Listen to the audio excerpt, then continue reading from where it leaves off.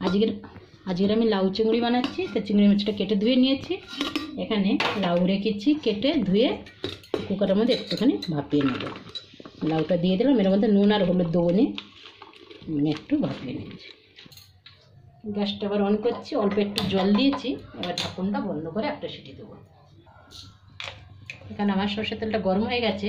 আর একটু 5 ফোঁটন দিয়ে দিলাম একটা শুকনো লঙ্কা ছেড়ে, দুটো তেজপাতা। মশলাটা একটু ভাজা হয়ে গেলে চিংড়ি মাছটা তুলে দেবো। নুন হলুদ মেখে নিয়েছি।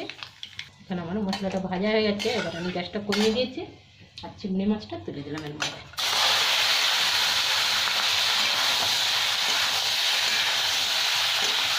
ভেজে নেব 1-2 মিনিট, তারপর আমি সেদ্ধ করে লাউটা তুলে দেবো। আমি লাউ তুলে দিলাম।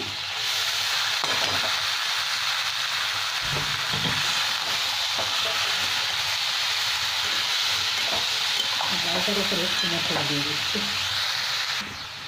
অল্প একটু জিরে ধনে পাউডার দিয়ে দিলাম আর অল্প একটু কাশ্মীরি লঙ্কার গুঁড়ো দিয়ে দিলাম। কালারটা এসে যাবে, আর কিছু লাগবে না আমার এতে। এবার খালি নাড়াচাড়া করে জলটা শুকিয়ে নেব। এবার আমি ঢাকাটা খুলে দেখছি জলটা তো প্রায় শুকিয়ে গেছে। এবার একটু হালকা চিনি দিচ্ছি, আর কটা কাঁচা লঙ্কা চিড়ে দিয়ে দিলাম। মিষ্টি মিষ্টি লাউর তরকারি ভালো লাগে খেতে। 4-5টা কাঁচা লঙ্কা চিড়ে দিয়ে দিলাম। এবার 1-2 মিনিট নেড়ে ছেড়ে নেবো। পুরো জল তো শুকিয়ে গেছে, রান্নাটা আমার হয়ে গেল।